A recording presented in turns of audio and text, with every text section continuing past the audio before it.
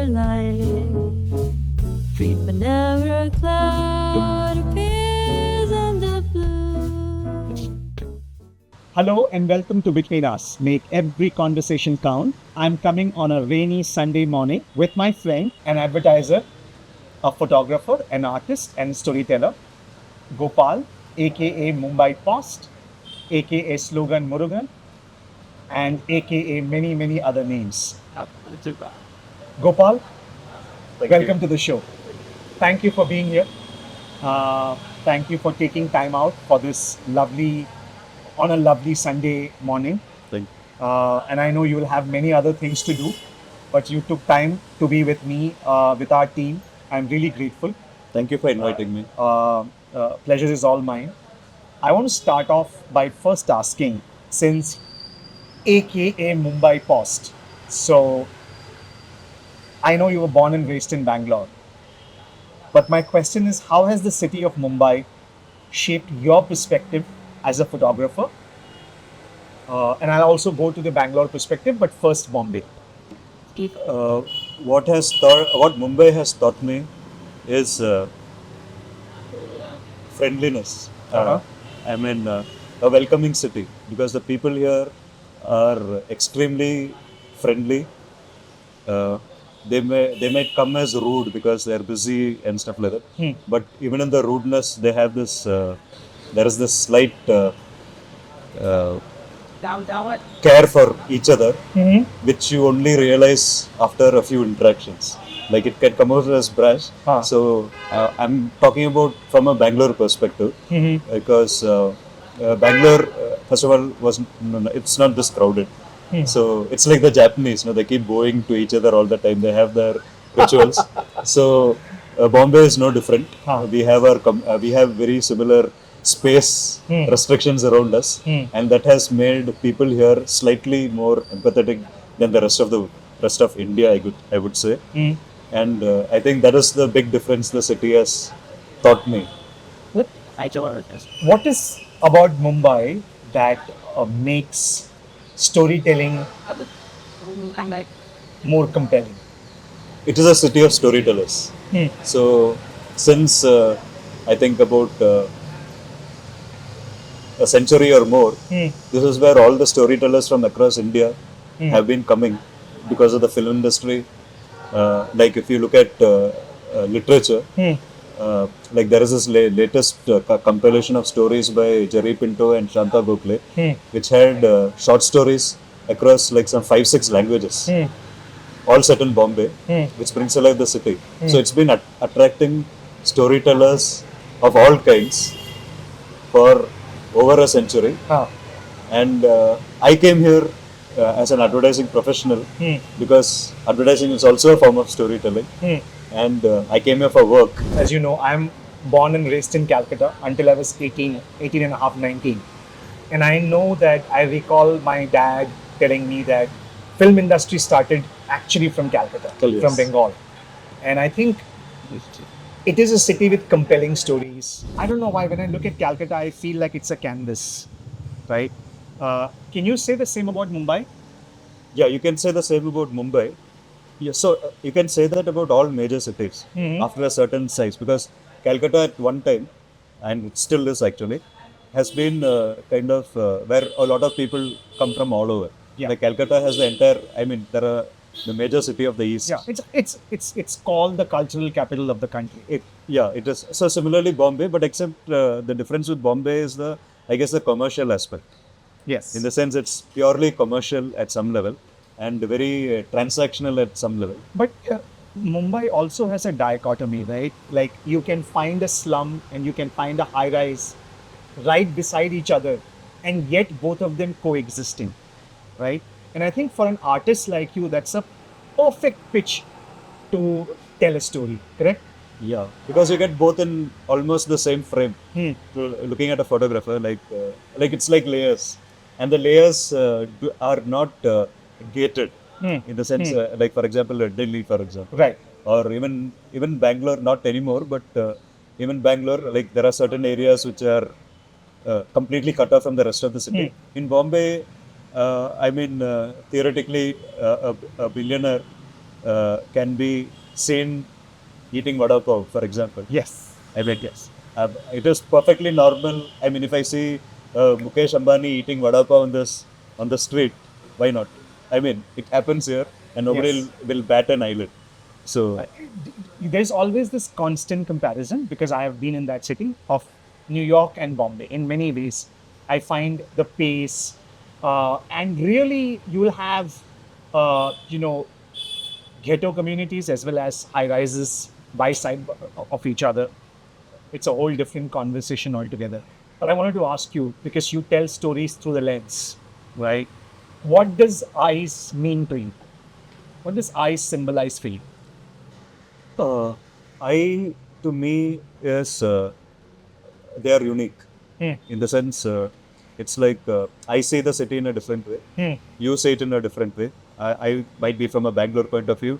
You compared it to Calcutta. I mean, Yes. and I did to Bangalore, and that same eye also has multiple. Like when I work in advertising, so Right. when I see the city from an advertising point of view, it's different from when I see it from behind a camera versus without a camera.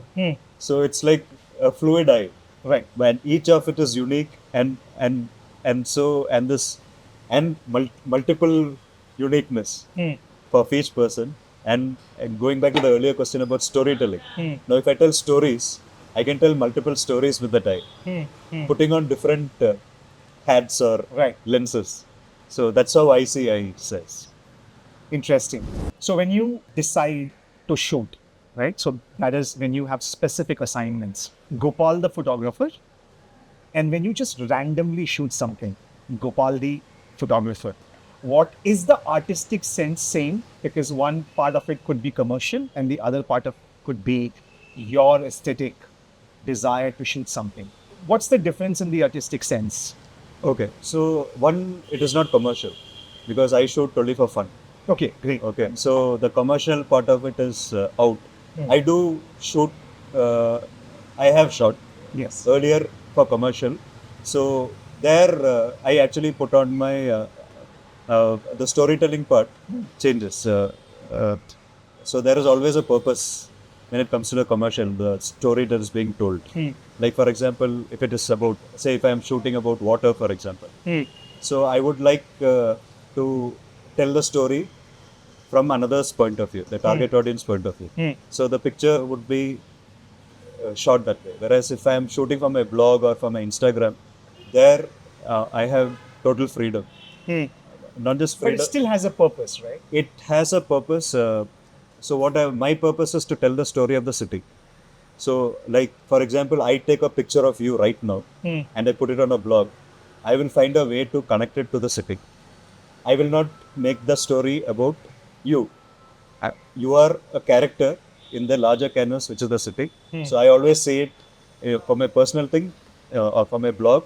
It always is the city that comes first, and then the characters in it, which can be you and me, because you are in the frame. Second, because me, because I am shooting that picture. So my point of view comes into it. As is the title of our episode, Reading Images. How do you come to see photography as a form of reading and a form of storytelling?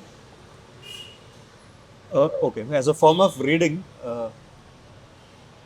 see, my education in reading photographs actually comes from newspapers because Okay. I always read newspapers or magazines and stuff like that.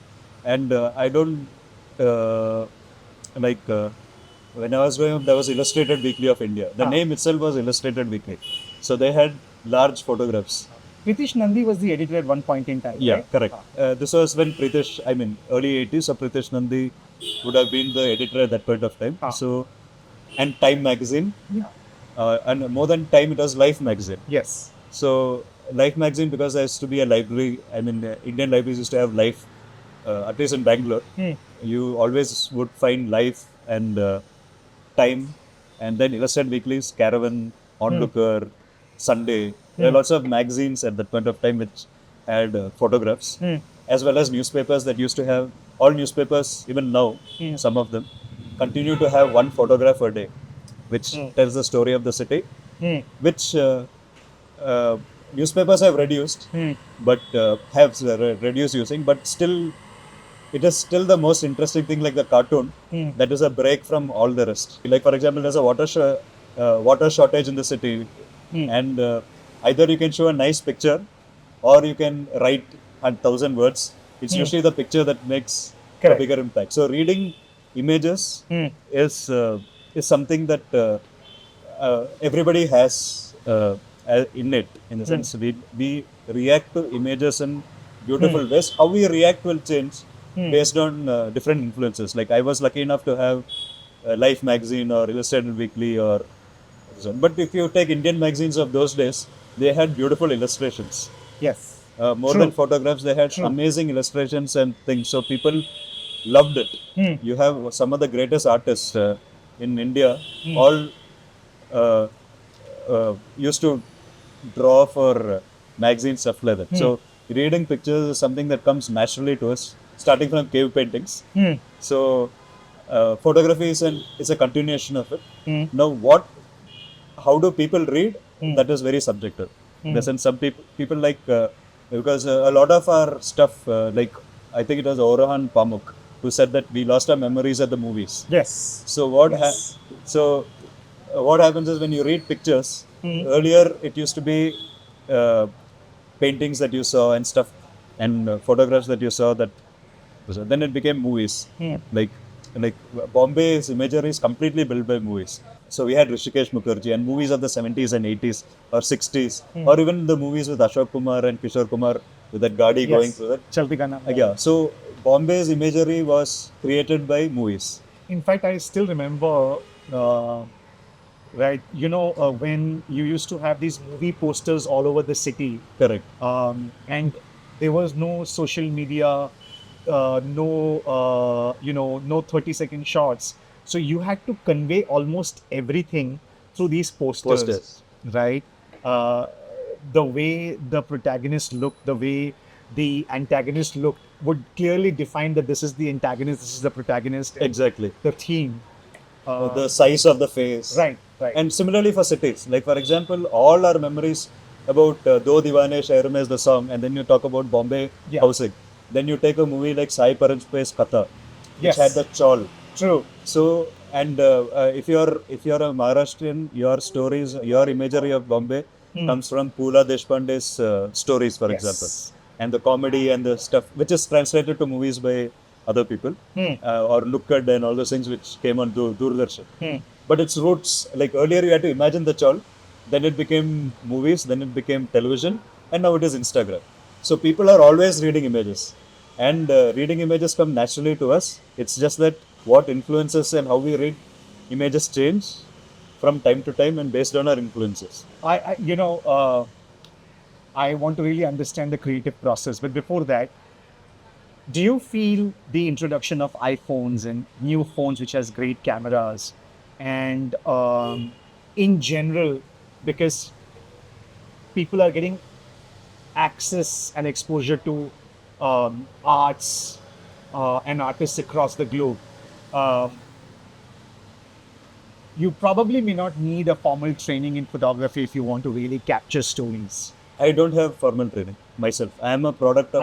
I'm so happy to hear that. Yeah. I am a complete product of the digital world. In the sense, I only started doing photography because of digital camera and the internet, because it became democratized. Anybody can make pictures. Right. And me, my son, my father, my grandfather, everybody is a photographer.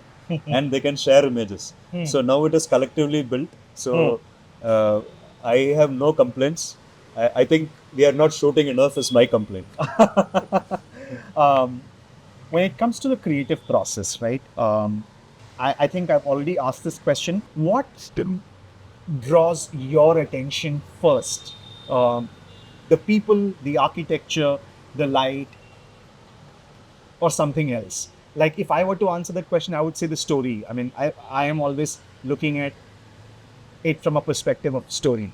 But what draws your attention? Okay, my attention is drawn. Might be it started before photography also. In the sense, I read. I like for example, when I watch a movie, I like to see the background. what is happening in the background, the place where it is shot. So I can watch a movie, say a Turkish movie, and I see how Istanbul looks like, or Japanese. But Yeah. So do you then enjoy the movie? no, I don't. Exactly my Okay. point. I don't, but I enjoy the background. Huh. Okay. I mean, I also end up watching a lot of things without the background because cities outdoor shots don't usually make up most of the thing. But I look at the setup, Huh. the place. So now, if it is when I go to a place, also before photography, I realized that I like cities, and which got reinforced once I started shooting pictures. Because like all photographers, I started by shooting everything: landscape, macro, uh, people, portraits, everything. And then I realized that it was cities that I like, the street and stuff like that. And it doesn't matter if there are people in it. It could be architecture, it could be trees, it could be weather. Because street photography, I can have all of them. So my initial thing is the place. Then comes all these secondary things. So the place is what draws me, and it will be connected to the city and living and people. So it could be you can in one way say it is about people because invisible people, because people leave trace. Like if I'm shooting a wall with, like you said, posters, which is an interesting poster, it's somebody who stuck it for somebody. So it's the invisible people in that picture, which tells a story about the city. We were in a photographic storytelling session yesterday, and I think one of the points which came up, and this has always been at the back of my mind, is we take pictures, we take photos, because you want to capture a moment or a story, as you said, the place. How important is, or how important, okay, let me put it this way. How important to you is the ethical considerations before you take a picture? Okay. So one is never get into anybody's private space. On the street, when you do pictures of people in India, we take a lot of things for granted. Uh, like, like you can click pictures people will post in India. In India, people will post and do like that because we, as a culture, we are like that. Which is like I have a friend who lives in Nigeria, photographer, street photographer, who went from here and lived in Nigeria. You can't shoot in Nigeria. Impossible to shoot street in Nigeria. I think that holds true for many cities around the world, right? Everywhere. You can't just go and One especially people. hey. So ethically, what happens is, so according to rules, you can take pictures of the street as long as it's part of the setting. Now, the minute you get into somebody's private life and thing, then it's a very gray area. You have to be really careful what should be shared and what shouldn't be shared. Yeah. So the problem comes because of not because of just photographing, because in today's world, it's about sharing, because you're putting it out there online. So you have to be very mindful about what is it that you're posting and where you post, and commercial use. Are you going to use it commercially? In which case, you have to take consent. Has your when you shot pictures and you said you're putting it out there, just let's say you shot something, put it out there, that's okay because it's your personal belief, you put it out there.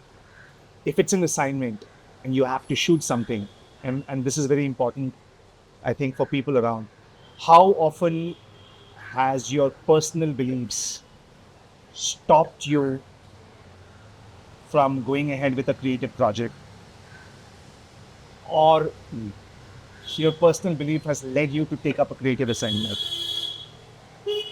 I don't do too many commercial projects, so I have always the ones I work for are usually for newspapers and magazines as a freelance journalist, which is very easy because you have a particular story to be done. Yeah. So you go there and do the story. So and luckily for me, I've had all the creative freedom. Yeah. And even if some project, I mean, it's up to the editor and photo editor and people to choose whichever picture works for that story. So I've never had this problem of having any ethical problems, nor have Like for example, if I have to, uh, I mean, ethically, I've never faced a situation where I had to reject a project because of ethical consideration. I come from advertising, so in the sense, it's like compared to that world, Yes. where this world is actually quite easy for me that way. When you capture a picture, uh, at that point in time, it's more about that moment, right? Yeah. Rather than your personal beliefs or who you are as a person. Yeah. Okay. Uh, but when I do it for myself, like I just follow journalistic principles. In the sense, you put a picture out there and you state the fact, and because the picture itself will speak, so I don't True. have to exactly True. put anything over there or say anything. It's out there. So I mean, people might not like it, but that's their thing. But I never really faced any problems. Okay. Um, Personally, pictures you have taken or pictures you have read just from the outside, anything that has evoked strong emotional reactions for you, which has probably made you think, made you ponder. Like sometimes I look at an image, I think very deeply about it, and I get over it quickly. But sometimes it kind of resides in you for a long time. Has that happened with you? Yeah, I mean, I'm in the business of photography, so I mean, not business, in the art or craft of photography, and picture is something that I consume a lot. Hmm. So one is there's lots of things happening. I Hmm. mean, millions of images a year that I'm consuming. So Hmm.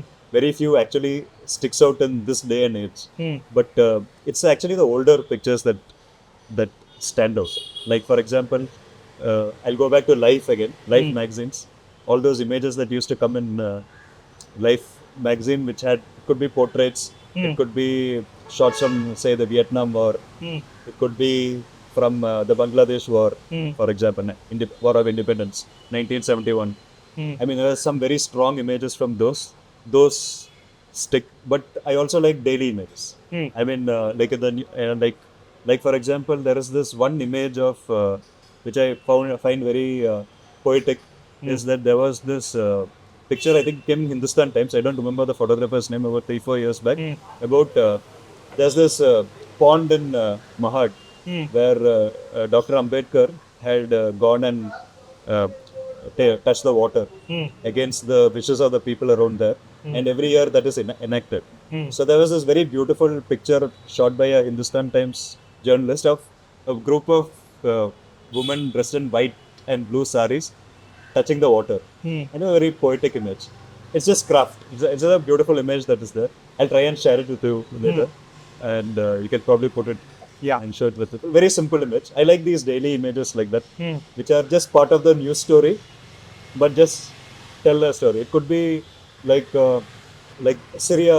There was this child, uh, the refugees. Hmm. There was Hmm. this child's body that was washed up and it was lying heads on the beach. Hmm. That was a very powerful image that still stays in my mind, Hmm. because about a year later I was walking along Warsaw beach and I saw a doll in the exact same position by the beach, and I took a picture of that, which reminded me of that. So it's like images. I mean, you don't know what touches you. Like you just open Instagram and there could be an image that just touches you, Yes. and I, for me, there is some kind of a conundrum here. And I know that sometimes these images are powerful and you share them to tell the world. But at the same time, sometimes I feel that when you share such images as the one which you spoke about Syria, do you feel that sometimes we should probably ask ourselves if we really need to share this? Because sometimes the reactions that it evokes can probably worsen the situation, right? Sometimes you. I don't know if I'm framing the question correctly, but no, I can understand what you're saying. So okay, so now take the Syria one for example. Now that's a picture of a child that is there, yeah. but if that image is not there, because there are many ways to look at it. So it connects a lot of stories that is happening in the world. So Yeah. there is a war that is happening. there is a refugee crisis that's happening. It's happening on a beach, which is talking about immigration. And it's shot by a photojournalist, if I remember right. Yeah. Okay, so now it's perfectly ethical to share something like that because it is relevant to human condition. Yes. Now the thing is, because of what you call whatever economics and stuff like that, newspapers don't have as many photojournalists and stuff like that. Now, so and now since everybody has a phone camera and stuff like that, so it is the people who are taking pictures and sharing it. So it has democratized thing. So I have of the belief that you can share anything in this world. In the sense, you share it, and it's like why hide? But are we, because, and that comes to my next point, because many of the images, because of technology today, are doctored. Yeah, no, that's right. Don't lie. Yeah. You're using AI. You're using if it's a real image and stuff like that, then it's perfectly fine and shooting and sharing because that is the nature of humans. See, because it's a basic nature, just like your like this thing. It is between you and me Yeah. that you say. Now it is between all of us. Yes. We have 8 billion people who can communicate with each other using technology, which is possible. Right. So why not? I mean, that is the nature because without, like for example, I was just listening to a podcast about Homo sapiens and the tools they use. Okay, now there was this 150,000 years back. I don't know the Homo sapiens or the Neanderthals, but there were these tools that were used in southern Europe as well as Eastern Europe, which are thousands of miles apart, but were similar. And it's, I mean, somebody shared the knowledge. Right. So we are sharers of knowledge, communicating between each other or between us. It is between 8 billion of us. I like it when you say between us. And that is between 8 billion of us. And if you have noticed, we come from the last century. We are born in the last century. Right. And our communication was words. In this century, it is either oral or visual, like our podcast. We are an audio-visual medium. Right. So, going forth, we will be sharing a lot more photos, videos, and sounds. And that is how we'll communicate. And nobody will be able to censor it. Even all the AI and all the firewalls in the world conspire. The technology has ensured that we will keep communicating for in more increasing ways. AI will try and come and kind of encrypt, I mean, change the flow and all these things. But I think humanity is above such things and we'll continue to share goodness. Between Us as a podcast is about stories. And I feel that stories can be in any form or shape. A still photograph can be a story. A moving video can be a story. Just an illustration can be a story. So my next question is around the intersection of art. Different forms of art overlap each other, correct? What kind of art forms has actually influenced your photography? Everything in the sense because like I mentioned, books, movies, because most of my visual things comes initially from watching movies and photographs and newspapers. A lot of cinematography that happens in Indian movies, different places. So, like I said, I observe the background of cities and stuff like that. So that's been a major major influence. Then, if you look at painting, like I like the art of say Sudhir Patwardhan. He's a favorite of all photographers, artists, writers in Bombay. I mean, if you're from Maharashtra or Deccan, then Sudhir Patwardhan is one of the greatest influence for visual in for all kinds of people. So it comes from across, and now it is online because, like for example, you say Instagram Reels or TikTok before that. We don't have TikTok anymore, but we have Instagram Reels. Now TikTok was a great, or that format of Reels is a great thing because most of the things that went viral are from villages and small towns, and even if it's from the cities, it's from the lanes and different places that were out of the gate, which gatekeepers never used to allowed to come on mainstream media. So the gatekeepers were completely bypassed. I mean, of course, new gatekeepers came, like TikTok, for example, or Instagram, but it allowed everybody to tell stories. So they are True. great influence. Um, because you are in a field and along with advertising, I want to really ask you about something which is probably very pertinent and at between us. This is a very important conversation we have, which is when you shoot pictures, when you and through those pictures you tell stories. So you're advertising good, bad, not the campaign itself, but good and bad kind of stories which you share. Uh, Yep.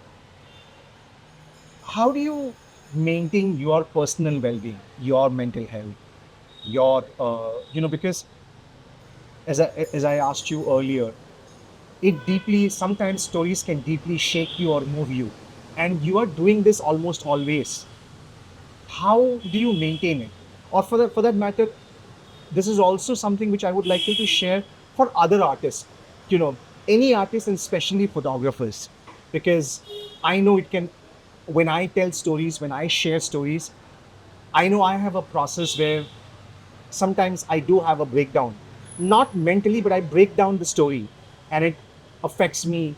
And I kind of, because I tell all kinds of stories, so how do you do that? How do you maintain that well being?